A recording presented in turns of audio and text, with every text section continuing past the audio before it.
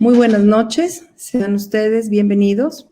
Estamos dando continuidad al primer curso virtual de actualización en cardiología, organizado por la Sociedad Ecuatoriana de Cardiología, Núcleo de Pichincha. Estamos trabajando sobre el módulo de arritmias. Mientras esperamos que el resto de participantes se siga conectando desde el aula de espera virtual, por favor, importante tener presentes estas indicaciones. Tome en cuenta que la calidad de la transmisión está relacionada con el internet que cada usuario disponga para su conexión. Por lo tanto, le recomendamos tratar de conectarse a una red Wi-Fi estable a fin de que su conexión sea de mejor calidad. Si usted pierde conexión o pierde audio, por favor presione el botón rojo que se encuentra en la parte superior de su pantalla con la palabra reconectar. Inmediatamente regresará al aula. Si usted se ha conectado desde una computadora, el chat del evento se encuentra hacia el lado derecho. Y si está conectado desde un celular, este está ubicado en la parte baja del mismo. Desde allí usted podrá realizar sus preguntas al speaker. Estas preguntas se contestarán finalizada la conferencia. Recordarles que todas las conferencias están subidas en el canal YouTube de la Sociedad Ecuatoriana de Cardiología y que las evaluaciones se realizan finalizados los módulos.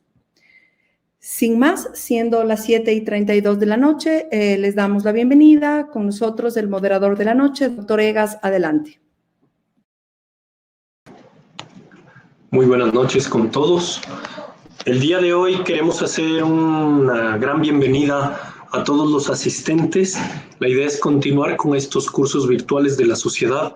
El día de hoy nos ha tocado, dentro del tema de la electrofisiología, hablar un poco sobre aquella arritmia que es la más frecuente a nivel mundial, más frecuente de lo que pensamos y a veces hasta subdiagnosticada, la fibrilación auricular. El tema de hoy, fibrilación auricular, alternativas del tratamiento farmacológico para el control del ritmo versus frecuencia cardíaca. A continuación vamos a dar la bienvenida a nuestro palestrante, nuestro invitado como conferencista. Pasamos, por favor.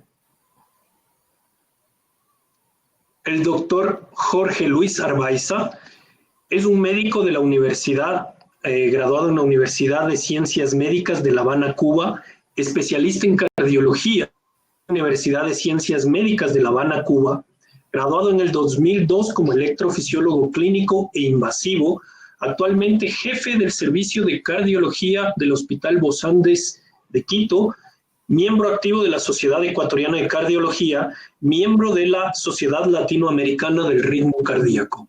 El doctor nos va a deleitar con sus palabras sobre el tema planteado y pues las preguntas que tengamos vamos a responderlas al final, vamos a hacer una selección. Entonces, por favor, apórtennos todas sus inquietudes y le damos la bienvenida, doctor, a continuación. Muchísimas gracias.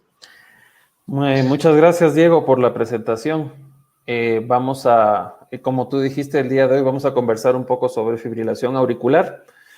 Como bien se sabe, la arritmia en la actualidad más prevalente, la arritmia que conforme hay más envejecimiento de la población, hay más prevalencia y por lo tanto, pues esto nos ha traído que en las últimas 2 o 3 décadas, yo diría más en las últimas 2 décadas incluso, tener una gran cantidad de pacientes con fibrilación auricular. Tal como dijiste tú también, subdiagnosticada, porque muchas personas que son precisamente de la tercera edad, más avanzada, 70, 80 años, muchas veces no la perciben, no la sienten, y por lo tanto muchas veces es una sorpresa el diagnóstico en estos pacientes de que tienen esta enfermedad. Entonces, sin más preámbulos, vamos a conversar un poquito. Aquí tenemos nuestra presentación. Ya, sí estamos compartiendo la pantalla, ¿no es cierto? Se logra ver bastante bien. Perfecto. Ok, muchas gracias. Bueno, como decía, ¿no? El título habla de alternativas de tratamiento farmacológico. Básicamente, ¿qué es lo que vamos a hablar? Lo que es control de ritmo versus control de frecuencia. No me voy a basar solamente en lo que es tratamiento farmacológico, pues como sabemos en la actualidad el control de ritmo tiene un ala de tratamiento farmacológico con antiarrítmicos específicos, pero tiene un ala de curación también, que es con la ablación por radiofrecuencia, y vamos a tratar de incluir las dos cosas respecto a este tema. Bueno, Yo pienso que nunca tan oportuno hablar de una conferencia relacionada con fibrilación auricular cuando acabamos de recibir hace una semana y media más o menos las últimas guías de la Sociedad Europea de Cardiología respecto a lo que es la fibrilación auricular, guías que estaban siendo esperadas en estos últimos 2 años debido a estudios importantes que se realizaron entre el año 2018 y 2019 que nos han cambiado un poquito la percepción de cómo es el manejo de la fibrilación auricular, y estas guías vienen a reemplazar las guías del año 2016. Entonces, básicamente, a ver, ¿qué tenemos? Cuando vamos a tratar la fibrilación auricular, hay estos 4 aspectos que son sumamente importantes. Yo diría que lo más importante, prolongar la supervivencia, y muchos de los estudios, tanto los de principios de los años 2000 como los actuales, se enfocan en ver cómo se logra aumentar la supervivencia de estos pacientes como endpoint primario en la mayoría de los estudios, pero también está la mejoría de los síntomas y de la calidad de vida. Y aquí sí es importante porque va a haber un grupo de pacientes que son muy sintomáticos, pero va a haber otro grupo de pacientes en el cual el enfoque puede ser un poco diferente porque son pacientes asintomáticos. Mejorar calidad de vida en el sentido de que algunos pacientes, sobre todo quizás los más jóvenes, si tienen una importante deterioro en su calidad de vida, si tienen un importante deterioro, gracias. Tiene un importante deterioro en su calidad de vida y por lo tanto, pues esto nos puede influenciar en el desarrollo posterior. Y los 2 parámetros que están marcados hacia los 2 lados, que son disminución de lo que, como tal, lo que es los accidentes cerebrovasculares, sumamente importante, y esto ya se le da prioridad, yo diría más en las últimas 2 décadas, en el cual se observó, pues que estos pacientes en la mayoría de los casos tienen desarrollo de enfermedad cerebrovascular, y hoy por hoy la segunda causa, podríamos decirle así, la segunda causa de esta dificultad con lo que es la enfermedad cerebrovascular, podríamos decir que es la causa cardioembólica, y al final tenemos casi un 50% de pacientes que tienen problemas relacionados con esto. Entonces sí es muy importante pues la prevención de enfermedad cerebrovascular. Con respecto a lo otro que estamos mencionando es la disminución de la insuficiencia cardíaca. Pues sabemos actualmente con más frecuencia pues que hay pacientes que van a terminar desarrollando un poco de insuficiencia cardíaca, sobre todo cuando existe un mal control de lo que es la respuesta ventricular, cuando ya se tomó la decisión de control de frecuencia y no de ritmo cardíaco, pues, y nos puede llevar a lo que se ha mencionado en temas recientes, de lo que es la taquimiocardiopatía relacionada con respuesta alta por la fibrilación auricular. Entonces, diríamos de entrada que estos son los 4 puntos principales en el cual nos vamos a basar para el tratamiento de lo que es la fibrilación auricular. Ok, a ver, ¿qué nos dicen los grandes estudios? Vamos a empezar mencionando los estudios que se lanzaron a principios de los años 2000 y que nos llevaron hasta cierto punto a un poquito de, bueno, decir que más o menos es lo mismo controlar frecuencia cardíaca que controlar ritmo cardíaco. Los estudios más grandes son el AFIRM y el RACE. El más grande de todos fue el estudio AFIRM, más o menos año 2002, en el cual es lanzado. Y bueno, se compara el control del ritmo cardíaco con el control estricto de la frecuencia cardíaca. Entonces, en este caso, hablamos de control estricto cuando logramos un control en reposo de 80 latidos por minuto y realizándole una prueba de esfuerzo de 6 minutos, es decir, una prueba de caminata, un test de caminata de 6 minutos, que alcance hasta una frecuencia de más o menos 110 latidos por minuto. O en el caso de los que son medidos por Holter, una frecuencia cardíaca promedio de alrededor de 100 latidos por minuto. Tenemos el estudio RACE, que sale más o menos por la misma época, quizás un poquito más adelante, pero con más interés en el estudio RACE 2. ¿Y qué es lo que sucede con esto? En el estudio RACE 2 ya nos mencionan de un control laxo, es decir, lo que le dicen lenient control. ¿Qué quiere decir esto? No un control tan estricto, no necesariamente que sea 80 latidos por minuto, sino que puede alcanzar hasta 110 latidos por minuto, y que se vio que en pacientes, sobre todo que tuvieran fracción de eyección preservada, los parámetros son más o menos similares. Y por último, este estudio que está relacionado con la insuficiencia cardíaca, el AFCHF, pues, ¿qué es lo que nos presenta? Resultados similares en ambos grupos, control de frecuencia y control de ritmo cardíaco en pacientes con insuficiencia cardíaca, siempre y cuando estuvieran con tratamiento completo, espironolactona, beta-bloqueadores, ARA2, etc. Entonces, ya mencionando, vamos a mencionar específicamente estas cosas, pues, aquí que vemos. Yo les quise poner aquí una diapositiva un poquito antigua de una presentación de principios de los años 2000, en el cual, ¿qué nos decía? A ver, me voy a la decisión, control de frecuencia, control de ritmo. Si yo decido solamente control de frecuencia, voy a asumir que esta es una fibrilación auricular permanente y me voy a dedicar a controlar la frecuencia cardíaca, ya sea con el esquema de la FIM, que es de 80 por minuto, ya sea con el esquema del RACE2, que es hasta 110, y me tengo que enfocar también en la prevención de embolias, como dice al final. Y me voy a la decisión de que yo quiero persistir con este paciente que mantenga el ritmo sinusal, voy a escoger cardioversión farmacológica o cardioversión eléctrica. ¿Cuál es mi objetivo principal? Mantener el ritmo sinusal y en este caso, pues, fundamentalmente, ¿qué se utilizaba más en ese momento? El uso de fármacos antiarrítmicos profilácticos. Bueno, yo quise aumentar en esta diapositiva esto.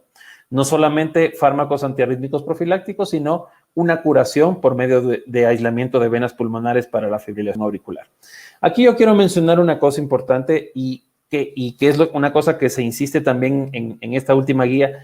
¿Qué cosa es cuando yo hablo de fármacos antiarrítmicos específicos? No estoy hablando de betabloqueadores, no estoy hablando de antagonistas del calcio no dihidropiridínicos, sino estoy hablando de fármacos antiarrítmicos específicos, ya sea de la clase 1, básicamente propafenona, flecainida, en el país contamos con propafenona, o de la clase 3, en la cual se puede utilizar amiodarona, en otros países la dronedarona y en otros países el sotalol.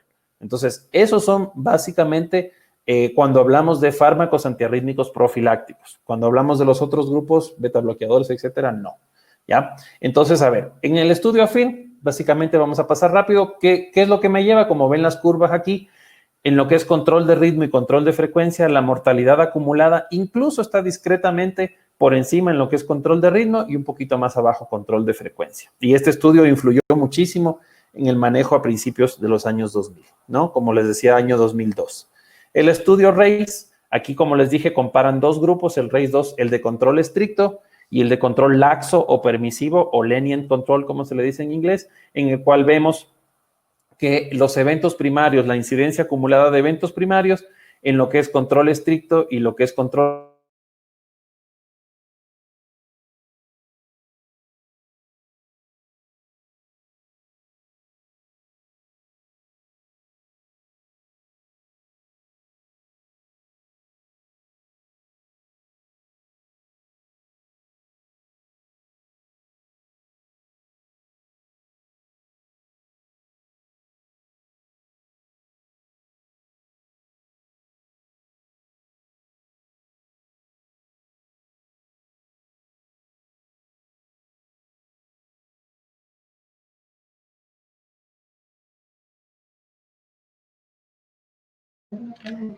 Doctor Arbaiza, creo que perdimos conexión, creo que se bajó un poquito el nivel de su internet.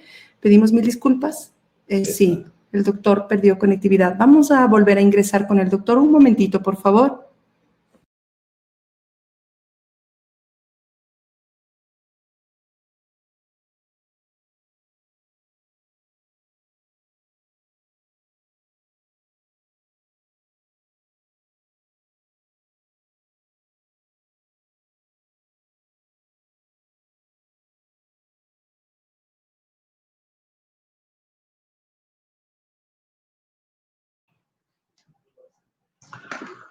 Hola, muy buenas noches. No sé si es que lograron comunicación con el doctor, que se le fue la señal.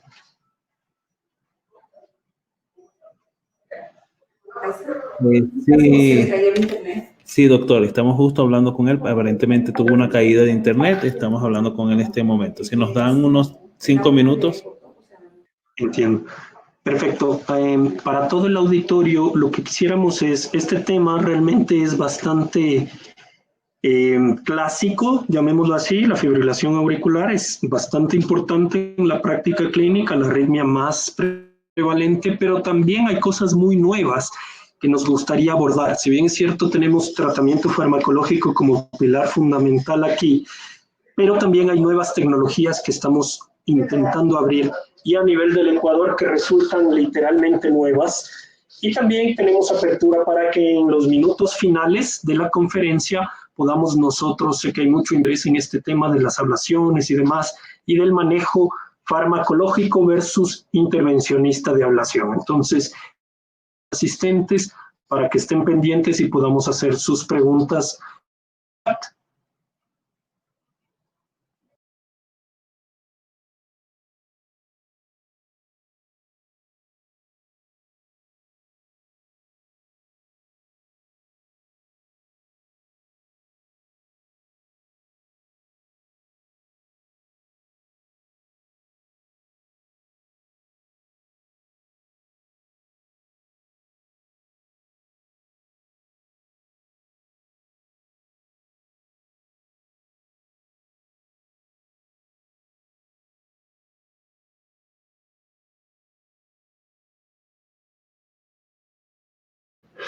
Con todos los participantes, el doctor Arbaiza se va a conectar en 3 minutos. Enseguida vamos a continuar con la conferencia, por favor.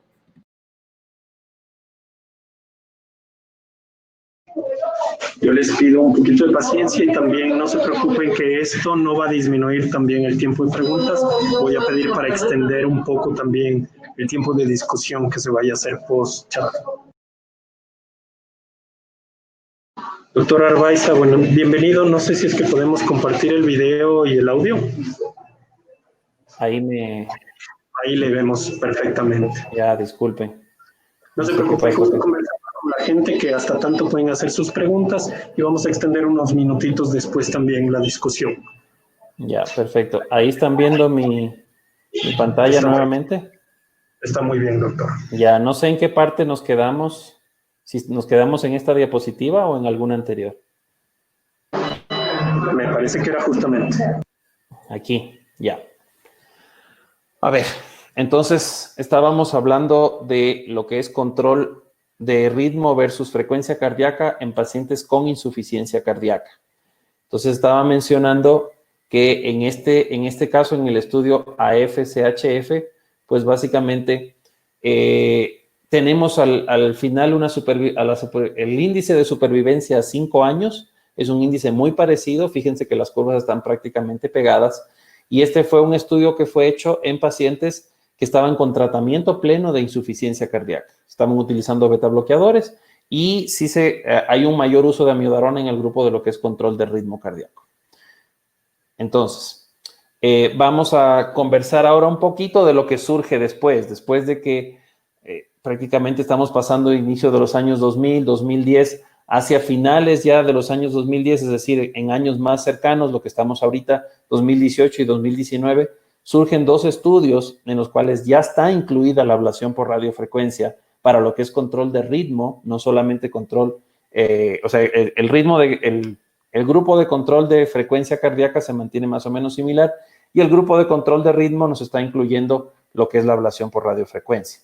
Entonces, tenemos este estudio que es el CASTLE-AF, que fue lanzado en el año 2018, y en el cual, ¿qué es lo que vamos a observar? Bueno, vamos a hacer una comparación del grupo de ablación con el grupo de terapia médica. Cuando hablamos de terapia médica, básicamente hablamos de terapia con fármacos antiarrítmicos, ¿no?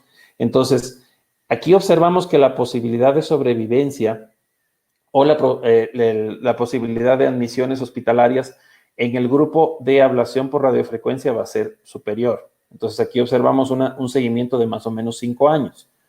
Aquí también en la mortalidad por todas las causas. En el grupo de mortalidad por todas las causas, estamos hablando de que en este grupo de pacientes vamos a observar una mejoría importante, pero ojo que estamos hablando aquí de pacientes con insuficiencia cardíaca, ¿no? O sea, si estamos comparando con el último estudio que mencioné, el AF-CHF, contra este estudio en el cual ya se utiliza ablación por radiofrecuencia, aquí vemos que definitivamente es muy superior en pacientes que están desarrollando insuficiencia cardíaca el control del ritmo cardíaco, ya no solamente de la frecuencia cardíaca. Entonces, aquí observamos mortalidad por cualquier causa, también superior la posibilidad de sobrevivencia, muy superior en el grupo de ablación con respecto a lo que es la terapia medicamentosa.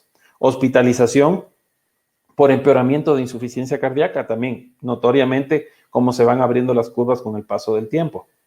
Entonces, cuando vamos al análisis ya por grupos específicos, vemos que en la intención de tratamiento se va, en este caso, hacia la izquierda, que es para los diferentes subgrupos. Fíjense cómo solamente en algunos grupos es un poquito, digamos que está en el territorio neutro, más o menos en los que tienen indicación de un desfibrilador de forma secundaria. En el sexo femenino un poquito está casi en el área neutral.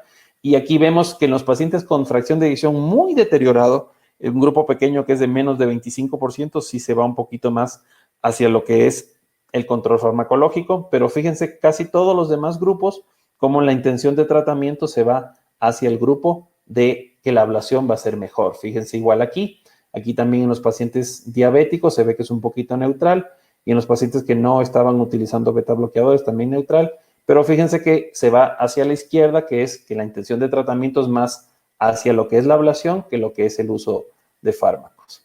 Entonces, el segundo estudio que nos viene a modificar un poquito también el entendimiento de esto es el estudio Cabana.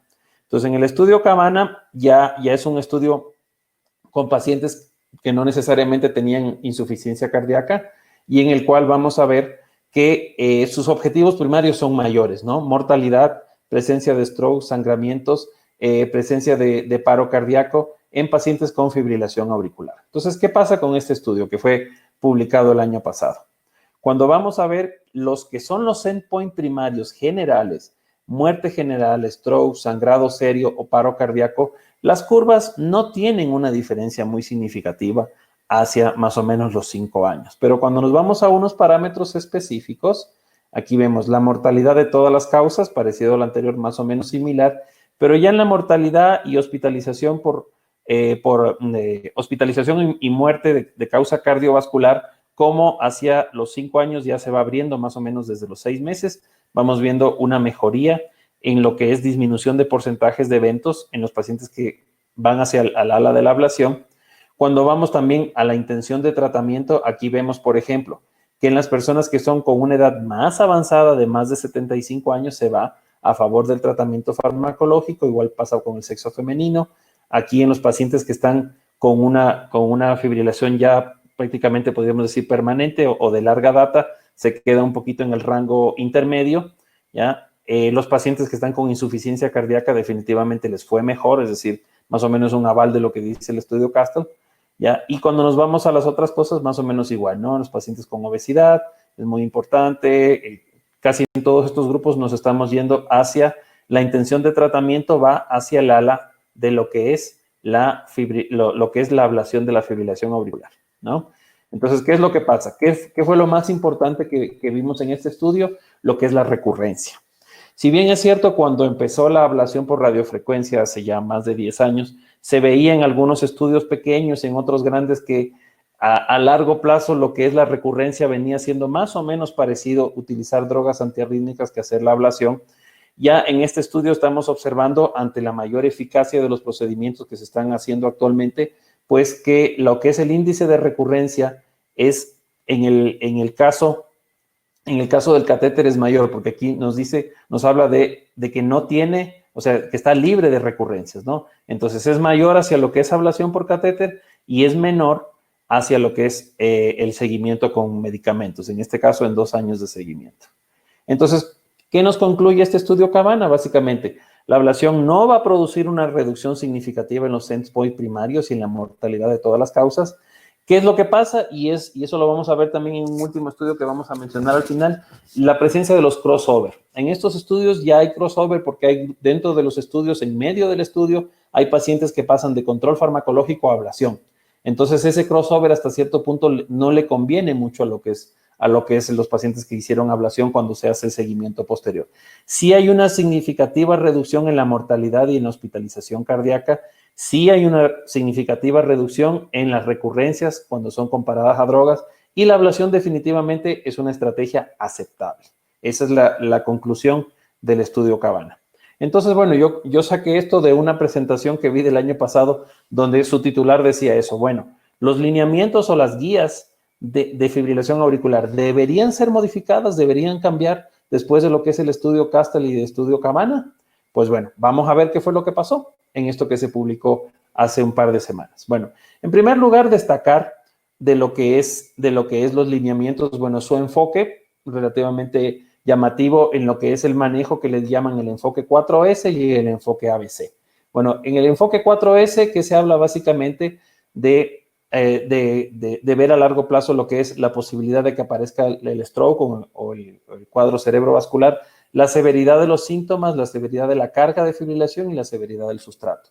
Aquí hay una serie de cosas que, si se leen las guías, son bien interesantes en cuanto a esto. Y lo segundo que sí me parece muy importante es el enfoque en el cual se considera muy importante, pero muy importante, el estudio de las comorbilidades. Y dentro de las comorbilidades, una de las que se ha visto con mayor interés en los últimos años, dado a varios estudios, es la presencia de la obesidad. Entonces, en primer lugar, la anticoagulación, siempre que tiene que ser, digamos que el primer parámetro. Después, mejorar lo que es la sintomatología, mejor control de síntomas, por eso la B de better. Y tercero, la comorbilidad cardiovascular. Básicamente, ese es el enfoque que tenemos. Entonces, a ver, ¿qué es lo que ha cambiado? ¿Qué es lo que ha cambiado en las guías? Bueno, aquí tenemos algunas cosas. En primer lugar, lo que es la recomendación de ablación. En primer lugar, a ver, ¿qué es lo que sí quiero que consideren esto? Ablación por catéter después de fracaso terapéutico. Y lo que les mencioné al inicio, cuando hablamos de fracaso terapéutico, no es un paciente al cual se le dio beta bloqueadores, es un paciente al cual se le intentó con un fármaco clase 1 o con un fármaco clase 3. Aquí claramente está mencionado que pacientes que estén utilizando fármacos antiarrítmicos clase 1 o clase 3 y que no hayan mejorado su sintomatología, pues se le está recomendando como clase 1 el ir a la ablación por radiofrecuencia. En los tres grupos, ¿no? En fibrilación auricular paroxística, en fibrilación auricular persistente con riesgo mayor de que puedan tener recurrencia o sin riesgo mayor de que puedan tener recurrencia. Eso es un cambio con respecto a la indicación del 2016, ¿ya? Entonces, aquí yo pongo, ¿esto es en base al Cabana? Pues podría ser que en base al Cabana sea esto. Esta sí yo pienso que claramente está relacionado con el estudio CASTAR, que es los pacientes que tienen fracción de eyección reducida. Pues definitivamente la indicación pasa de clase 2A a clase 1, recomendado en los pacientes con disfunción del ventrículo izquierdo, en aquellos que están con taquimiocardiopatía, es decir, con miocardiopatía inducida por la fibrilación auricular, definitivamente es una terapia de primera línea que vayan a la ablación por radiofrecuencia. Respecto a esto que es lo que son las técnicas, es decir, ¿qué técnica es lo más recomendada? Pues aquí se menciona que todo lo que vaya a producir un aislamiento completo de las venas pulmonares se va a recomendar. Aquí se mencionaba que lo mismo puede ser por crioablación o por ablación convencional, pues aquí básicamente se dice que todo lo que te vaya a llevar. ¿Por qué? Porque hay técnicas nuevas que ya se están ahorita en este momento probando y van a salir muy pronto. Todo lo que te lleve a un aislamiento completo de las venas pulmonares es una recomendación para hacer la ablación por radiofrecuencia de este tipo de casos, ¿ya? Entonces, eso es un cambio con respecto a la guía anterior. Y aquí sí mencionar un poco raro que haya bajado de 2A a 2B cuando los pacientes se observa que tienen un flóter auricular a la par de una fibrilación auricular, pues que se deba hacer también la línea de radiofrecuencia en lo que es el istmo cabo-tricuspidio. Esto es muy importante porque, como les dije, se le está dando un peso importante a los factores de riesgo, a la modificación del estilo de vida. Pues aquí, ¿qué observamos? La pérdida de peso es una cosa muy importante en los pacientes con fibrilación. Y yo creo que sin lugar a dudas, aunque este estudio, que es el estudio Legacy, que me imagino muchos lo hayan leído, el estudio Legacy salió en el año 2015. Sin embargo, las guías anteriores son de 2016 y tenían que para los pacientes con obesidad, la recomendación era para bajar de peso una recomendación 2A y ahora se convierte en una recomendación 1. Porque a partir del Legacy hay varios estudios, unos más pequeños, otros estudios más grandes, en el cual se demuestra que si el paciente llega a bajar más del 10% su masa corporal, pues si baja más del 10% su masa corporal, definitivamente el porcentaje de recurrencia que va a tener de fibrilación auricular es mucho menor. Incluso hay estudios donde lo comparan con la ablación de la fibrilación auricular y tienen valores muy parecidos. Por lo tanto, en pacientes con obesidad, sobre todo en el grupo de obesidad mayor, obesidad grado 2, obesidad mórbida, pues definitivamente cuando el paciente baja de peso, pues sí logramos una disminución de recurrencias. Por eso es que se considera como clase 1 la indicación actual. Con respecto al manejo de drogas antiarrítmicas, bueno, como ven, nuestra vieja miodarona regresa nuevamente a indicación clase 1. La miodarona tiene una historia muy interesante, ¿no? Surge en Europa, en los Estados Unidos, pasa algunos años para que pueda ser aprobado por la FDA Y yo pienso que hasta cierto punto los cardiólogos norteamericanos siempre tuvieron un poquito de recelo con la miodarona, pero definitivamente la miodarona, a pesar de todo el tiempo y a pesar de otras drogas, sigue siendo una indicación clase 1 para evitar pues la recurrencia de fibrilación auricular, siempre, como dice ahí, considerando lo que sean los factores de toxicidad que tienen que ser siempre supervisados. Quise poner esto de la guía porque me pareció muy interesante ver la prospección hacia el año 2060. Cómo va a ir incrementando, como sabemos, vamos a tener cada vez mayor envejecimiento en la población y cómo va a ir incrementando pues la incidencia de la fibrilación auricular. Y aquí lo que hemos mencionado en las últimas 2 décadas, que en los pacientes que tienen a partir de los 70 años más o menos viene siendo un 5%, pacientes con 80 años más o menos un 10%, pero lo llamativo de esta curva es que me habla de lo que sería en el grupo óptimo, pero lo que sería en grupos que están con riesgo más elevado y con riesgo, digamos, promedio. Fíjense la diferencia, o sea, un grupo de pacientes que pueden estar entre 85, 90 y 95 años, y sabemos que hoy por hoy no es excepcional encontrar pacientes con esas edades. Fíjense cuando están con un riesgo más elevado, cómo pueden llegar incluso hasta un 40% de incidencia de fibrilación auricular, es decir, son valores muy altos, por eso quise poner esta diapositiva. A ver, aquí quería mostrar una cosa que en la guía también se menciona, y es todos los métodos diagnósticos que tenemos hoy para la fibrilación auricular. O sea, empezamos con el viejo Holter, que tenemos de 2 derivaciones, de 3 derivaciones, de 12 derivaciones, de 24 horas, de 48, de 72, de una semana. Esto es lo clásico que hemos utilizado siempre, que sabemos que muchos pacientes se nos van ahí el diagnóstico porque sencillamente en el día que tienen puesto el aparato no existe la arritmia. Pero tenemos toda esta metodología, por ejemplo, los pares.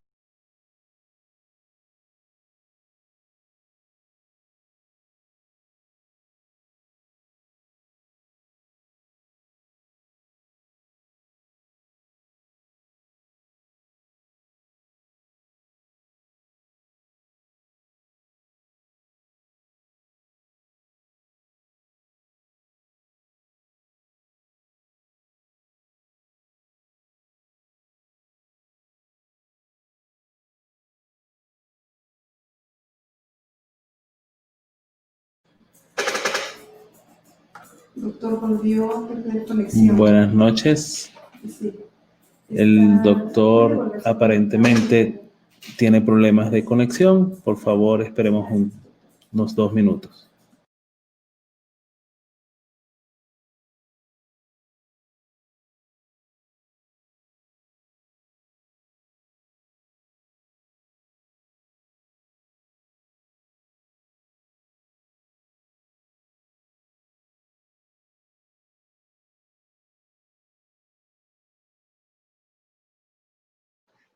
Muy buenas noches. Qué pena el problema de conexión con todos. El doctor básicamente estaba en la última diapositiva hablándonos un poco de los nuevos métodos de diagnóstico que tenemos. Monitores de eventos, tenemos también dispositivos de registro de los smartwatch, tenemos dispositivos de registro en los cuales solo se colocan los dedos y se ve un canal de registro, y todo esto fue muy discutido en estas últimas guías, ya que se consideró la posibilidad de diagnóstico de fibrilación auricular clínica con 2 vistas. Si es que tenemos, por ejemplo, un dispositivo de registro tipo smartwatch o monitor de eventos ambulatorio en el cual haya un solo canal, y no 12 derivaciones como en el electro de superficie que conocemos, necesariamente debe haber un registro de por lo menos 30 segundos. Eso es algo nuevo, un nuevo concepto. Y obviamente toda la clínica del paciente, que generalmente cursa con palpitaciones, etc. Si es que no ha habido este registro y se tiene un electrocardiograma de 12 derivaciones, también se puede definir como una fibrilación auricular. Esto es bastante interesante porque en muchos de los estudios nosotros tenemos que la fibrilación auricular puede cursar con episodios muy cortos, y el hecho de la definición de fibrilación auricular clínica exige un poco más de criterio diagnóstico. Algo que nos pasa mucho a los electrofisiólogos es tener un registro muy corto de fibrilación auricular en, por ejemplo, alguno de los dispositivos de estimulación cardíaca artificial. Y justamente lo que el doctor nos estaba citando, en estas nuevas guías ya tenemos algo de mejor definición conceptual de todos estos registros para definir una fibrilación auricular clínica. Doctor Arbaiza, creo que ya estaba por allí usted.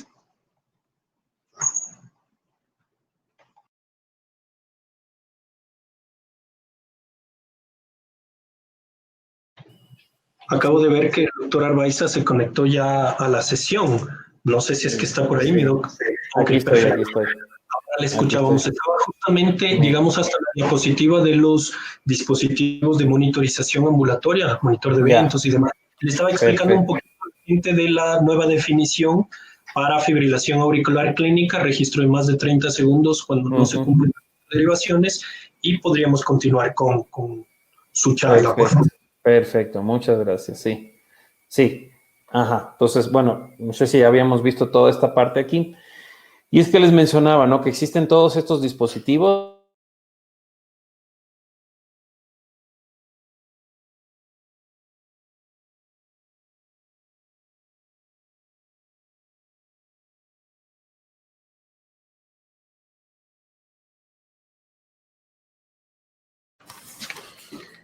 Perdón, doctor Arbaiza, ¿podemos apagar la cámara, por favor, para que usted pueda optimizar la presentación? Si es que puede dejar de compartir. Voy a dejar de compartir en este momento su presentación para que usted solamente nos comparta la pantalla, por favor, apagando su cámara porque se vuelve a colgar.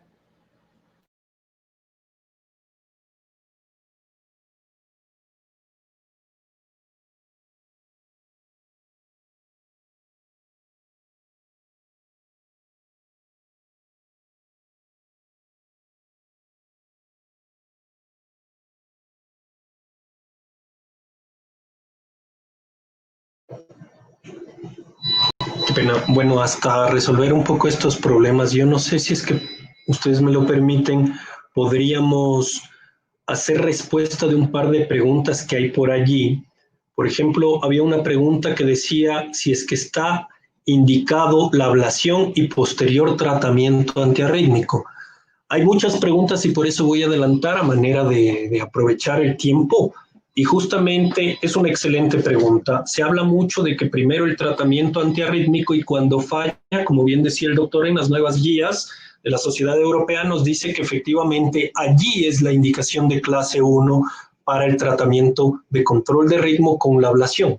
A pesar de ser el mejor método, la ablación, siempre se deja de segundo paso cuando falla la terapéutica. Pero ¿qué pasa ahora que se invierte un poco la pirámide y se puede empezar ya como tratamiento de primera línea por la ablación? ¿Se debe luego mantener los medicamentos antiarrítmicos? Aquí la respuesta es: lo ideal es individualizar. ¿Por qué? Existe un periodo de ventana en el cual muchos de los centros y la gran mayoría de protocolos dice que los 3 primeros meses se podría tener recurrencias de la fibrilación auricular posablación. Claro que es un predictor de tasa de menos éxito cuanto más recurrencias haya durante este periodo de los 3 primeros meses. Estos periodos de los 3 primeros meses es cuando se afianza la lesión alrededor de las venas pulmonares. Más o menos yo les explico a mis pacientes que cuando hacemos la ablación ponemos los cimientos y en los siguientes 3 meses va a crecer la pared de esos cimientos para aislar totalmente las venas. Si es que hubo alguna recurrencia en este tiempo, es posible que a futuro tengamos mayor recurrencia también. Sin embargo, si no hubo recurrencia en los 3 primeros meses, estamos autorizados a poder hacer individualización para el retiro de la medicación. ¿No? Entonces, generalmente los centros individualizan para el retiro de la medicación conforme la evolución del paciente.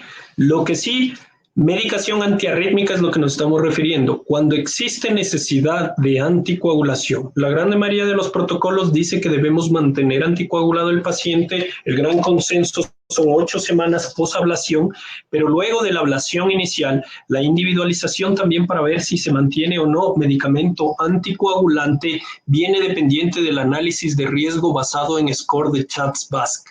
Quiere decir, si tengo un paciente sin nada de factores de riesgo y ha habido una tasa de éxito buena de sobrevida libre de eventos posablación, se puede retirar los medicamentos anticoagulantes. Sin embargo, si el paciente ya tiene riesgos, que según la nueva guía ya definen inclusive score de 1 de CHADS-VASc, dependiendo si es hombre o mujer, y ya se puede mantener de por vida para evitar eventos cerebrovasculares. Algo de lo que se habla mucho ahora, y el doctor nos va a saber decir, es de la fibrilación auricular como causa de stroke. Disminuyendo la carga total de fibrilación auricular, se disminuye no solo la posibilidad de eventos cerebrovasculares, sino también algo que es nuevo, que justo viene de los estudios como Cabana y Castoleyev, en el cual nos dice que la disminución de la mortalidad es significativa y también nos dice que disminuye la evolución a insuficiencia cardíaca. Quiere decir, el controlar ritmo pasa de ser un mecanismo de quitar síntomas a ser un mecanismo que realmente nos ayuda a la evolución clínica del paciente. Entonces, todo esto son hallazgos nuevos. Como les decía, la fibrilación auricular se creía muy conocida, pero realmente estamos aprendiendo día a día de ella. Antes se trataba la sintomatología del paciente, ahora se previene la evolución a falla cardíaca, que son desenlaces terribles. Por allí hay otra pregunta que nos dice, paciente con hipertiroidismo y fibrilación auricular en tratamiento con amiodarona y beta bloqueantes, ¿qué hacen? Dos desengloses de esa pregunta. El primero, el medicamento antiarrítmico del grupo 3, como es la amiodarona, tiene efectos adversos de depósito. Uno de ellos muy conocidos es el problema tiroideo que puede producir. Sin embargo, la indicación de ablación viene no solo a los pacientes refractarios al tratamiento clínico, sino también intolerantes al tratamiento clínico. En este caso, la primera parte de la pregunta, si el paciente está en uso de amiodarona y tiene hipertiroidismo y clínicamente es manifiesto, pues evidentemente se le puede catalogar como un paciente que ha tenido intolerancia al grupo 3 y por ende pasa directamente a la indicación de clase 1 de ablación. Generalmente, si es que son atrios, por eso el doctor les decía en este análisis de las 4 S, uno de los acápites que se hace ahora es el análisis del substrato. El substrato nos dice que si hay poca fibrosis en el atrio, visto por realce tardío atrial, lo que demostró el score de Utah en el estudio de CAF, si es que hay poco substrato, tranquilamente es un paciente que tiene una buena proyección de sobrevida libre de eventos y tranquilamente podría ser un paciente que se quede sin antiarrítmico, por ende se supera el problema de la intolerancia a la amiodarona. Con respecto a los beta bloqueadores, también interesante, porque en el pasado solo se nombraba de resistencia a los fármacos, fármaco de grupo 1, llámese propafenona, flecainida, o fármaco de grupo 3, llámese esto, amiodarona o sotalol. Y ahora también se considera los beta bloqueantes como parte de la resistencia terapéutica. Recordemos que los beta bloqueantes estaban más como el enfoque de tratamiento de control de frecuencia antes que control de ritmo. Entonces hay muchas cosas que hemos aprendido de estas nuevas guías y realmente nos están sorprendiendo. Estas nuevas guías hacen mucho hincapié en la ablación. En el pasado, pues bueno, se tenía algo un poco más nubiloso, la ablación, pero al demostrar que hay disminución de mortalidad y disminución de tasa de rehospitalización por falla cardíaca, pues yo creo que estamos llegando al punto en el cual, y era una de mis preguntas para el doctor, en el cual en el momento estamos ya empezando a considerar la ablación como la primera línea de tratamiento de la fibrilación auricular. Por acá tenemos otra pregunta.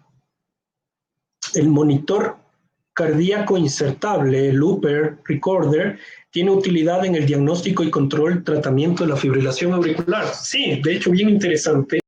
Los monitores de eventos implantables nos han dado cabida. Una de las indicaciones es justamente para el diagnóstico de la fibrilación auricular y otra de las indicaciones es para el control. Quiere decir, si yo tengo paciente en terapéutica farmacológica, puedo detectar tranquilamente sus fallas con un monitor de eventos. O si es que yo hago una ablación, hay muchos lugares del mundo en el cual se hace la ablación y se implanta un Looper Recorder para saber las tasas de reincidencia de esa fibrilación auricular. Y así es mucho más confiable ese detalle de la sobrevida libre de eventos.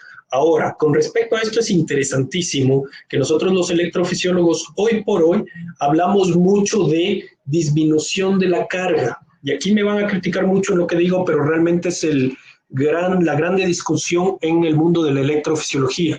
Si yo vengo con un paciente que tenía 100% del día, todo el tiempo, 365 días del año, fibrilación auricular, la posibilidad de que ese paciente de aquí a un par de años esté en un problema de falla cardíaco es grandísima. Si es que yo a ese paciente le hago una ablación y al cabo de un par de meses, luego del periodo de ventana, ya no me viene con 100% del día, sino que me viene con una carga de fibrilación auricular de 10% del día, yo en lo personal, a pesar de que continúa habiendo fibrilación auricular, determino que es un procedimiento exitoso toda vez que se ha logrado controlar la carga y eso de por sí disminuye la tasa de evolución a falla cardíaca. Ahí estoy. Ya, ahí estoy. Nos decían que por favor apaguemos la cámara porque tal vez por eso se está desconectando. Ya, ok. Voy a apagar la cámara. A ver. Ok. ¿Ahí me escuchan? Sí, perfectamente.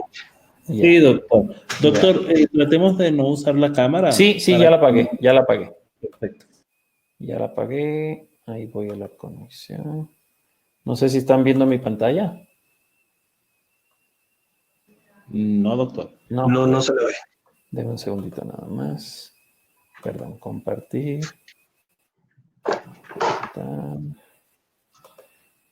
Ahí creo que ya.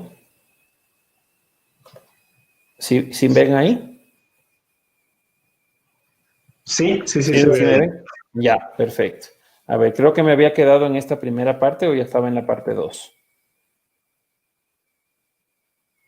Nos quedamos justo después de la diapositiva de los métodos de monitorización. Entiendo que debe ver después. Ya, perfecto, ahí ya.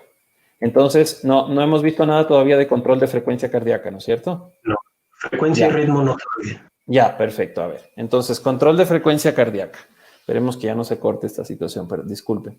A ver, les decía que está dado en 3 pasos lo que es control de frecuencia cardíaca, ¿no? En primer lugar, yo decido ya que el paciente va a ir a control de frecuencia cardíaca. Entonces, tengo que ver primero las comorbilidades del paciente. Entonces, si el paciente no tiene comorbilidades y tiene la fracción de eyección preservada, mi primera línea de tratamiento van a ser los beta bloqueadores o los antagonistas del calcio. Si el paciente tiene la fracción de eyección reducida, mi primera línea van a ser los beta bloqueadores. Y si tengo asma o una enfermedad pulmonar crónica severa, pues me voy a ir a la línea de los anticálcicos. Si el paciente tiene una fibrilación o flutter preexcitado, va a ir a la ablación directamente. Me voy por una segunda línea. ¿Y qué es lo que pasa? Hago una nueva valoración después de que pasé con este tratamiento.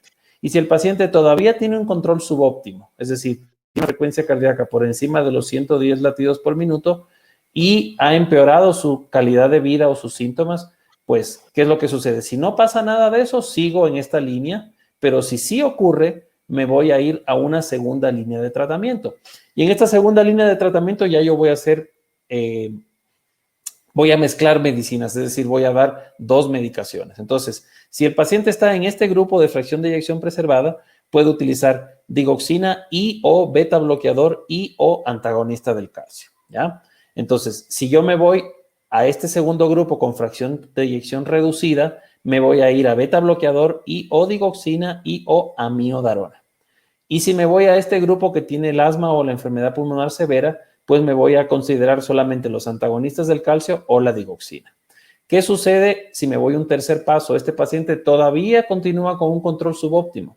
Tiene frecuencias cardíacas que están por encima de 110 latidos por minuto y sigue habiendo un empeoramiento en la calidad de vida.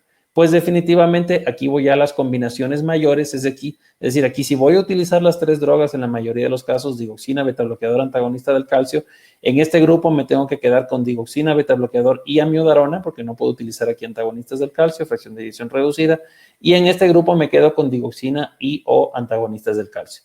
Pero ¿qué sucede? Esto me fracasó, ya no me funciona esto, pues me voy a esta tercera línea. O sea, definitivamente yo cumplo no me pasa esto, me quedo con este grupo que es el anterior, pero si definitivamente no me funciona, me tengo que ir a considerar las 3 drogas que se van a mezclar o definitivamente el paciente va a tener que ir a una ablación del nódulo auriculoventricular y la colocación o de un marcapaso convencional, en este caso marcapaso BBI, de preferencia en una localización que no sea la punta, o voy a tener que utilizar los dispositivos de resincronización cardíaca, ya sea con o sin desfibrilador. Entonces, básicamente, ¿qué nos muestra aquí? Bueno, estos son las dosis máximas que yo puedo utilizar de las drogas. Yo quise señalar en rojo las que tenemos en el país. Si tenemos metoprolol, de 25 a 100 miligramos 2 veces al día. Si tenemos bisoprolol, desde 1,25 hasta 20 miligramos una sola vez al día. Si tenemos atenolol, desde 25 hasta 100 miligramos una vez al día. Si tenemos nebivolol, 2,5 hasta 10 miligramos una vez al día. Y si vamos a utilizar carvedilol, de 3,125 hasta 50 miligramos 2 veces al día. Como ven, las dosis altas pues son un poquito superiores a lo que a veces utilizamos. Muchas veces el bisoprolol decimos, no, hasta 10, se puede utilizar hasta 20. El carvedilol decimos muchas veces hasta 100 miligramos en el día, no, pues se puede utilizar hasta 50, se puede utilizar hasta 100. Entonces, cuando vamos a utilizar este grupo de medicamentos, pues el verapamil o el diltiazem, verapamil lastimosamente ya no tenemos mucho, solamente la presentación de 80, se puede llevar hasta 480 y en países que tienen de liberación prolongada se puede utilizar pues una sola dosis en el día.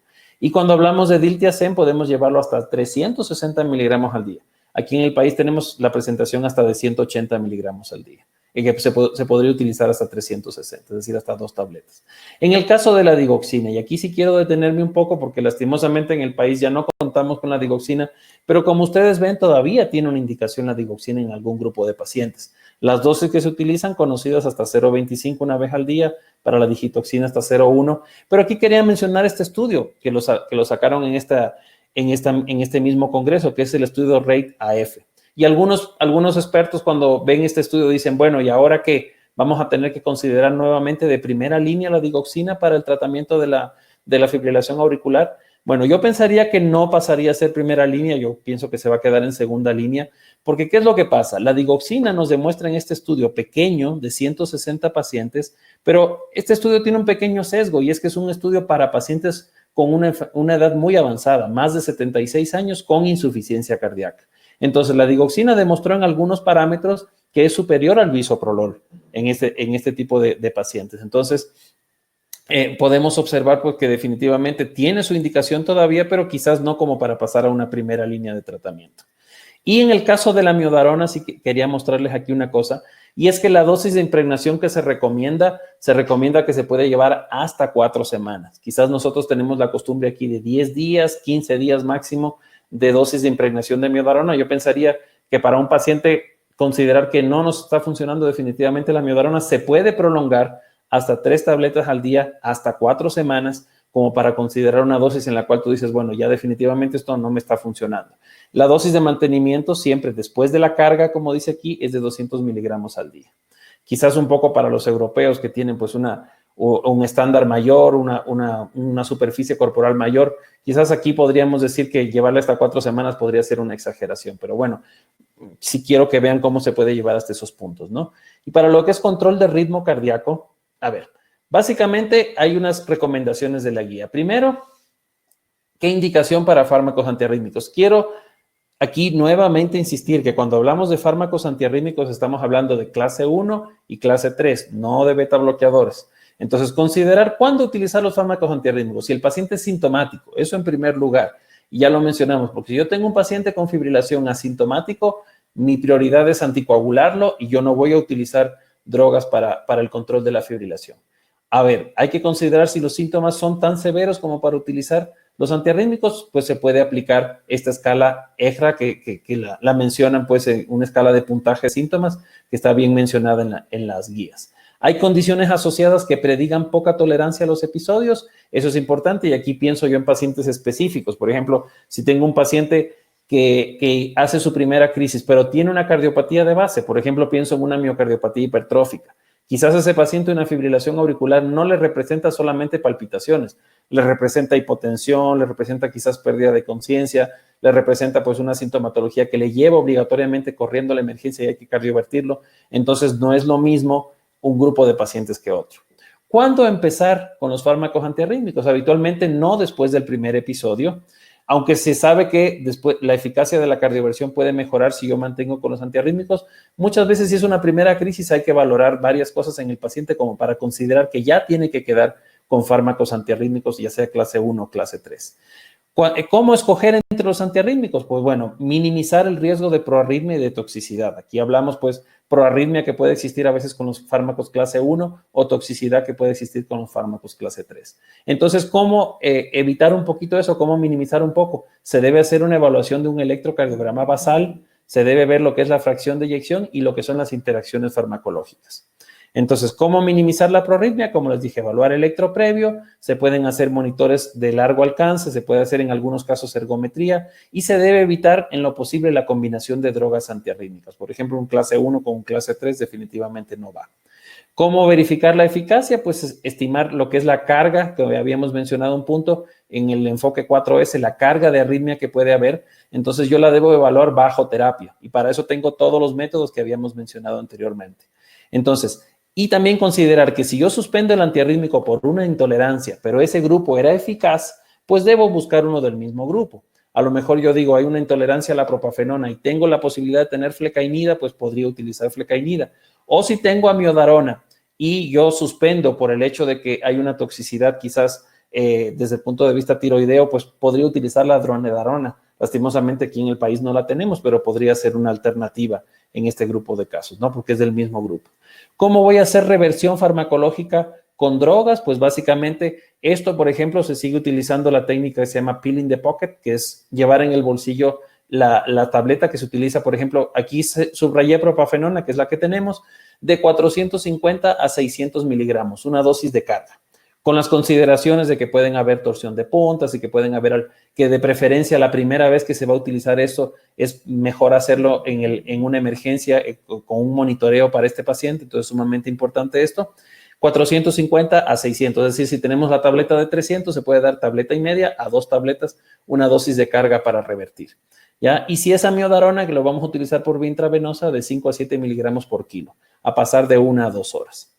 Y para lo que es control de ritmo, lo que habíamos mencionado, la dosis de amiodarona, luego de haberle dado una carga de hasta por 4 semanas, 3 por 200, después el mantenimiento de 200. Y para el caso de la propafenona sí es importante. Aquí tenemos la propafenona, pero la de acción corta, no la de acción larga, no la propafenona que se puede utilizar 2 veces al día, sino se debe utilizar 3 veces al día. Quizás esto es un poquito un pequeño problema con la propafenona. Se debe utilizar, si queremos eficacia, 3 veces al día. De 150 a 300 miligramos, por lo tanto, la dosis va de 450 a 900 miligramos al día para control de ritmo.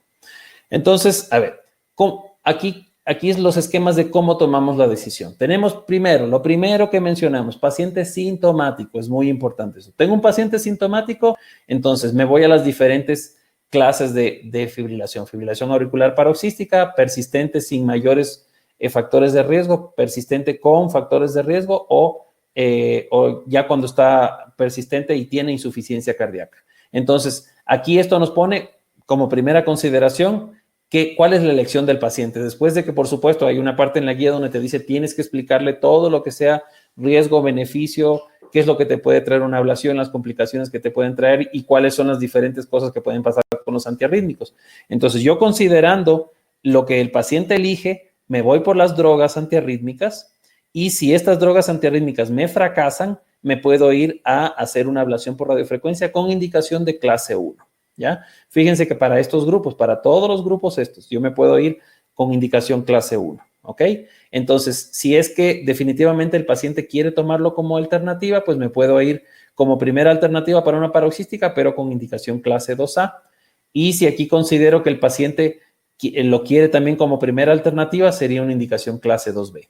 O sea, llega a ser una indicación clase 1 si es que el paciente fracasó en drogas y se va y el paciente después de esto se toma la decisión de hacerse. Pero si lo tiene como primera elección del paciente propiamente, la indicación sigue siendo 2A para el grupo de paroxística y 2B para el grupo de persistente. Entonces aquí cuando me voy al grupo de fracción de eyección reducida, sí, puede tomar la decisión de drogas antiarrítmicas y si definitivamente esto me falla, me va a ir, o sea, si no me falla, va a ir al control con drogas y si me falla puede ir como una indicación clase 2A. pero sí, como primera elección del paciente va como indicación clase 1, porque hemos visto todos los beneficios cuando hay fracción de eyección reducida. Entonces, por último, aquí quiero mencionarles qué decisión de drogas vamos a tomar. Como les decía, innovador en esta guía que siempre se debe considerar factores de riesgo y comorbilidades. Entonces, después de haber analizado en esto, me voy como indicación clase 2A. Si el paciente no tiene o tiene una alteración estructural mínima, entonces me puedo ir como primera elección las drogas que son de la clase 1 o de la clase 3, considerando básicamente como indicación clase 1 para pacientes sin daño estructural, dronedarona, flecainida o propafenona. Como indicación clase 2A sería el sotalol, y en el caso de que haya una recurrencia, de que me haya fracasado, me voy a la ablación por radiofrecuencia. Si el paciente tiene enfermedad valvular o enfermedad coronaria y fracción de eyección preservada, pues definitivamente me voy a miodarona, dronedarona. En este caso no están incluidos frecainida y propafenona por todo lo que se demostró en los años 90 en los estudios CAST respecto al daño que me puede producir los clase 1 en este grupo de pacientes, sobre todo con enfermedad coronaria. Y en el caso de que haya recurrencia, me voy a la ablación por catéter. Y cuando el paciente tiene fracción de eyección reducida, me voy a la miodarona como primera alternativa, clase 1A, y en el caso de que exista recurrencia, pues me voy a la ablación. Entonces, básicamente, esto es lo que nos mencionan las guías de esto. Quise dejar para último esto, que es este estudio que también lo publicaron en este congreso, en este congreso virtual de la Sociedad Europea de Cardiología, y que se llama el estudio ISAFNET 4. Entonces, ¿qué es lo que pasa con este estudio? Es un estudio interesante porque estos estudios hacen crossover, como habíamos mencionado anteriormente, y fíjese, este estudio es un estudio grande. El grupo, entonces, compara el grupo de control de ritmo, pero precoz, consideran pacientes que en su primer año de una primera crisis de fibrilación, contra el grupo que le llamaron usual care, que en este caso es el grupo con el tratamiento habitual que se hace, pero en este caso es más agresivo. Entonces, fíjense cómo aquí hay todas las drogas que se utilizan tanto clase 1 como clase 3, ¿ya? Dronedarona, miodarona, flecainida, propafenona. Aquí quizás un poquito más la flecainida se utilizó, algo que nosotros no tenemos, pero fíjense cómo hay bastantes de amiodarona, hay algún porcentaje de dronedarona, un poquito menos de propafenona.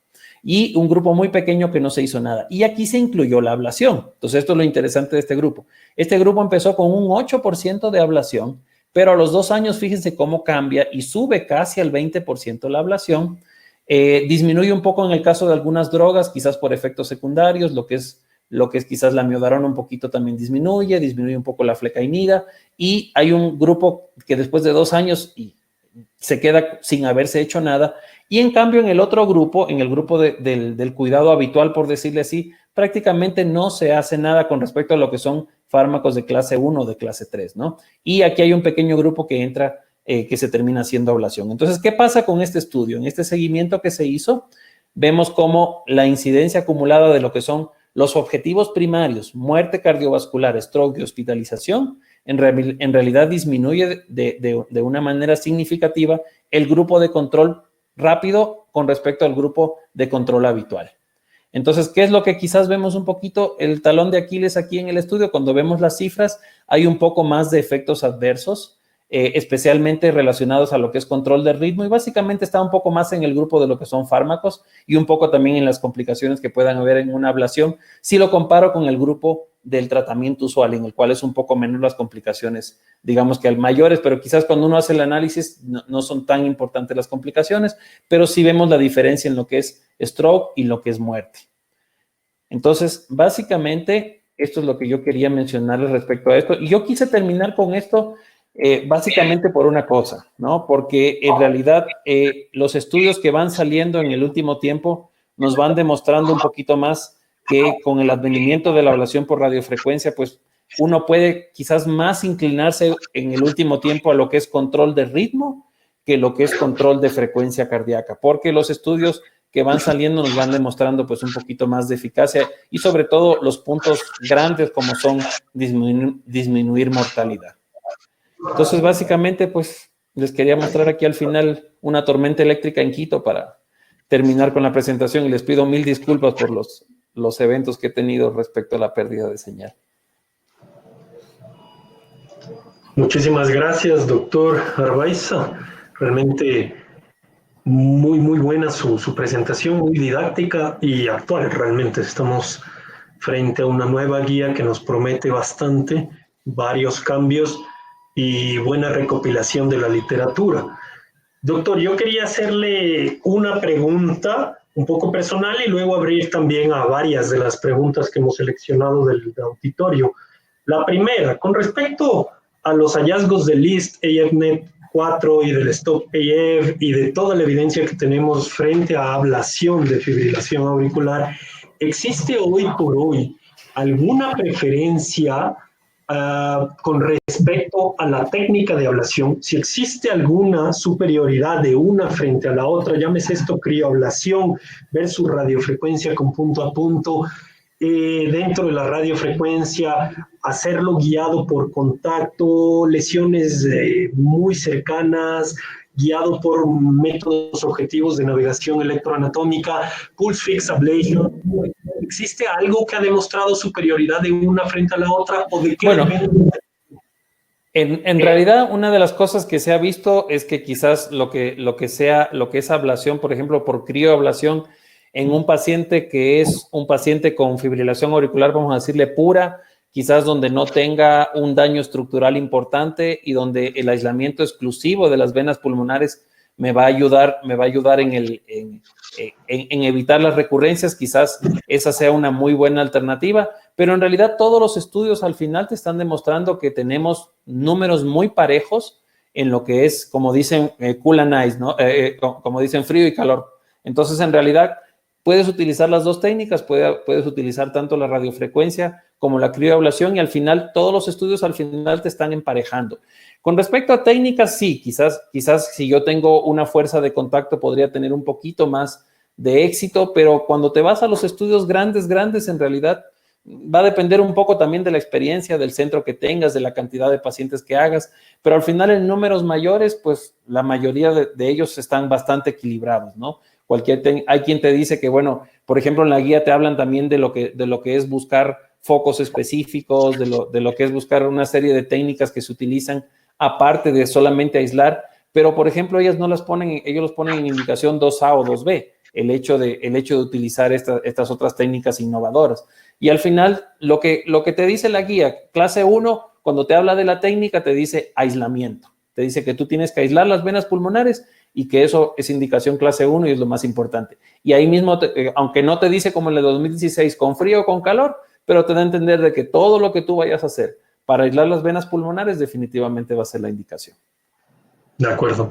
Y fibrilación auricular como si no es una entidad completa. Como usted dice, es diferente ver una fibrilación auricular paroxística en atrio estructuralmente normal que ver una fibrilación auricular en una aurícula totalmente dilatada con carga de fibrosis muy alta. Posiblemente las metodologías sean complementarias unas con otras, a pesar de que ahora están intentando demostrar más uniformidad de una lesión versus a otra. Ya van a detalles un poco más finos. Con respecto a las preguntas del auditorio, me pareció una muy interesante. Una doctora nos pregunta, ¿la relación de fibrilación auricular con la demencia? ¿Existe alguna demostración de esta relación en los pacientes microembolias desde corazón? ¿Existe forma de prevenirlas? ¿El control de ritmo, la anticoagulación, cómo podemos evitarla, doctor? Sí, cómo no, definitivamente de eso se está hablando últimamente mucho. Y está bastante demostrado que, bueno, yo consideraría que dentro de lo que antes se le llamaba demencia multiinfarto, ya que quizás haya otras nomenclaturas actualmente, pero ahí la fibrilación auricular tiene una cosa muy importante.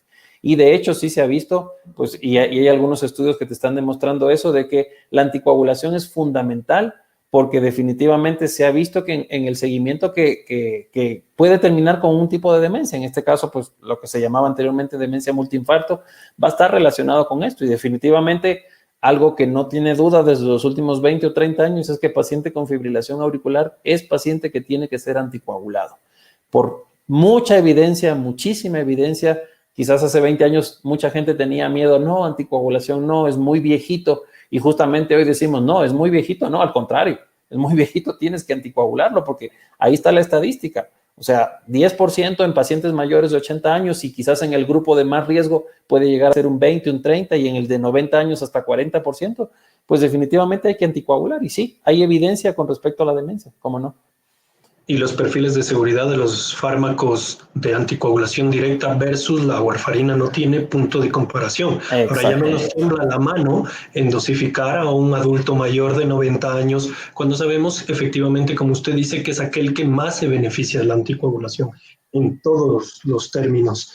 Con respecto a una pregunta también nos dicen aquí, los pacientes con fibrilación auricular e indicación de resincronización, yo resumo esto en posiblemente con disfunción ventricular.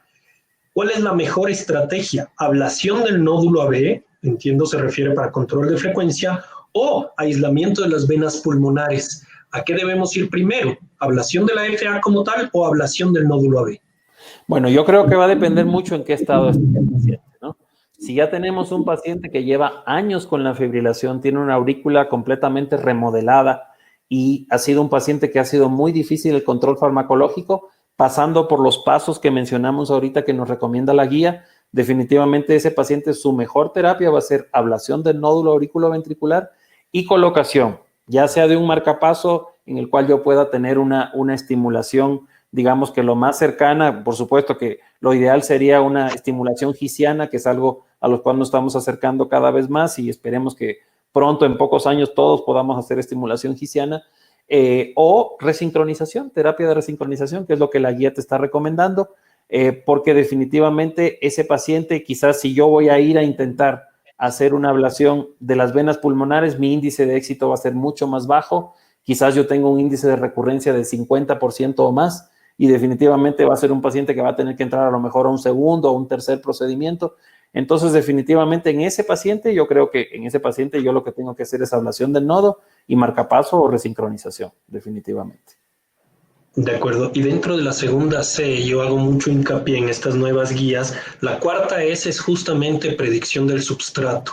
Lo que usted dice, ahora la resonancia creo yo que ha llegado a un campo fenomenal en la parte de la arritmia cardíaca. Detectar fibrosis ya es detectar un substrato como tal que nos predice recurrencia. No nos podemos dar el lujo en el país en el que estamos con tantas limitaciones, sobre todo económicas, ir a un procedimiento en un paciente que tiene un substrato tan grande que sabemos que va a fallar esa técnica. Como usted bien dice, individualizar de acuerdo en qué estadio estamos.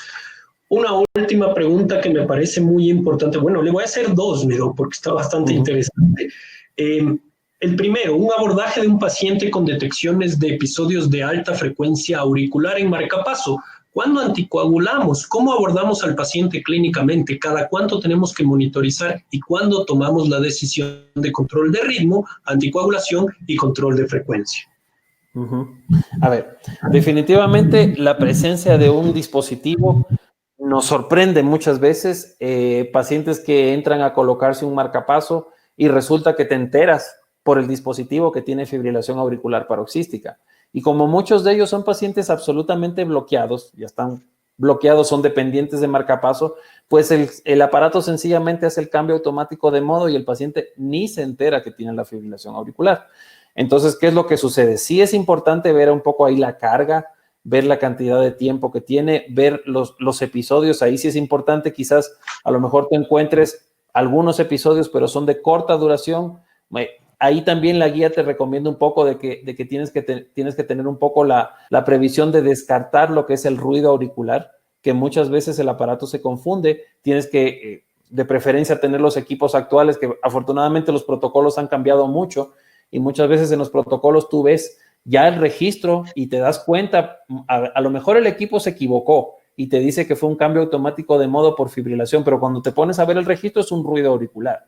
Entonces, muchas veces eso tienes que a lo mejor mejorar la sensibilidad del marcapaso para que se pueda dar cuenta un poquito mejor y no te esté dando alertas que no deben ser. Pero yo pienso que si uno encuentra episodios, independientemente del número, que sean prolongados, episodios que ya no son de 2 segundos, de 5 segundos o de 10 segundos, sino episodios donde estuvo 1 hora con fibrilación, 2 horas con fibrilación, quizás aunque no haya sido muy numeroso, yo a ese paciente definitivamente tengo que pasar a anticoagularlo. Entonces, a ver, en este caso estamos hablando de fibrilación asintomática. Entonces, eso es una cosa que yo siempre insisto mucho, tanto en las guías como en la recomendación de la guía como en la vida práctica. O sea, si yo tengo ese paciente que tiene un marcapaso, no lo estaba anticoagulando porque no sabía que tenía fibrilación auricular, pero la fibrilación auricular en el caso de él es asintomática. Entonces, si tiene episodios prolongados, yo creo que definitivamente lo que tengo que hacer es anticoagularlo. Es decir, pasar a la anticoagulación es algo sumamente importante porque voy a prevenir que tenga un evento cerebrovascular, pero yo pensaría que en este caso específicamente lo más importante es eso. Quizás yo no voy a pensar en llevarlo a una ablación de las venas pulmonares o estarle dando fármacos antiarrítmicos si a lo mejor el episodio fue de 2 horas, pero fue una vez al mes y el paciente ni se enteró de que tenía esta situación. De acuerdo. Y es más frecuente de lo que creemos encontrar estos episodios. Realmente la decisión clínica, sobre todo en pacientes que se implantó por enfermedad de nódulo sinusal, que sabemos que puede cursar con episodios de bradicardia y taquicardia, llamándose esto fibrilación auricular. Doctor, una pregunta interesantísima y creo que por ahí vamos terminando, a pesar de que nos llueven aquí preguntas, es un tema muy interesante. Con respecto a pacientes de alto riesgo de sangrado, el tratamiento de elección, ¿dónde estamos con respecto a la evidencia actual en el cambio, en ese paso grande que fue de warfarina a anticoagulantes directos y en el paso de anticoagulantes directos a la evidencia disponible para cierre de orejuela auricular? Hay centros que inclusive ablacionan la FA y ya le cierran la orejuela. ¿En qué nivel de evidencia estamos en cada uno de ellos? Ya, a ver, yo creo que el uso de la anticoagulación directa, o mal llamados nuevos anticoagulantes, porque ya no son tan nuevos, definitivamente es superior, ¿no? Yo creo que la anticoagulación con las drogas inhibidores del 10A o con el dabigatran definitivamente han cambiado, han volcado el tratamiento de esto. Con respecto a lo que es el cierre de orejuela, sí, o sea, a ver, sí. Hay una cosa que sabemos claramente, que el hecho de hacer ablación de venas pulmonares no te va a exonerar de tener que utilizar anticoagulantes, definitivamente, y quizás muchos pacientes a veces se generan la expectativa, uno le dice, a ver, te voy a hacer una ablación, y lo primero que te preguntan es, ¿y voy a dejar de tomar el anticoagulante? Bueno, yo ahí pensaría que lo primero que tienes que hacer es catalogar al paciente, y si es un paciente que tiene un CHA2-VASc alto, definitivamente no es una buena decisión o no es una buena idea quitarle los anticoagulantes. Y ahí posiblemente en centros donde haya la disposición de esto, pues podría pasar yo a la técnica de, después de terminar de hacer la ablación, cerrarle la orejuela y quizás en un tiempo yo poder decirle a ese paciente que ya no va a tomar anticoagulantes. Pero definitivamente no en todos los lugares hay las mismas características. Y es cierto que te quita un gran porcentaje, pero bueno, quizás no te pueda quitar que en un paciente pueda tener a lo mejor un coágulo que no necesariamente se alojó en la orejuela y a lo mejor es tan procoagulante este paciente que en la propia aurícula te puede formar un coágulo. Pero yo pensaría que, bueno, uno tiene que en estos casos igual individualizar, ¿no? O sea, definitivamente los nuevos anticoagulantes o anticoagulantes directos es la mejor alternativa que uno puede tomar, y el cierre de orejuela definitivamente tiene sus indicaciones para quizás yo poder decirle a ese paciente, no, ya no te voy a seguir anticoagulando. Pero básicamente es individualizar. O sea, si yo le estuve dando anticoagulante a un paciente joven y yo tengo la certeza después de 1 año, después de 2 años, en el cual yo no tengo una evidencia de que esté haciendo... esto es muy relativo. Sabemos que a muchos pacientes se le quita la fibrilación auricular prolongada, pero sigue teniendo episodios cortitos de 5, de 10, de 15 segundos, de 30 segundos, que a lo mejor todavía tiene una indicación de que es una fibrilación, pero ya el paciente no lo siente. Entonces, a veces te cuesta un poco poder decirle a un paciente, no, tú no vas a tomar anticoagulantes. Pero ahí la escala CHA2-VASc definitivamente es la que va a definir en cuál yo dejo y en cuál no dejo. De acuerdo, doctor. Muchísimas gracias. Realmente a mí es un tema que me apasiona. Creo que de la electrofisiología el que más me apasiona, esto de la fibrilación auricular. Es la boga del momento, hay muchas cosas que todavía no nos respondemos en esto mismo de los dispositivos de cierre de orejuela. Todavía esperamos una mejor evidencia que suba de la indicación 2B, pero se ve buena perspectiva a futuro. Y saber que todo esto, todo absolutamente lo que usted ha mencionado, ya no es ciencia ficción en nuestro país, es un presente y es el futuro también. Yo diría que estamos a la par de todos los países. Cuando ellos hablan de ablación, nosotros hablamos también de ablación. Cuando ellos hablan de cierre de orejuela, también acá. Y tenemos ya todas las tecnologías. Muchísimas gracias, doctor, por tan ilustrativa su charla y pues bueno, invitamos a seguir en todas estas charlas de la sociedad. Vamos a exigir también a futuro más charlas de fibrilación auricular porque creo que nos quedó corto. Vamos a invitarles la próxima charla el día miércoles 9 de septiembre para que nos acompañen por favor en este programa de educación médica continua. Les agradezco muchísimo, un honor compartir el telón con tan distinguido electrofisiólogo y pues muchísimas gracias a todo el auditorio. Gracias a ti, Diego, por la presentación. Muchas gracias. Hasta luego. Hasta luego.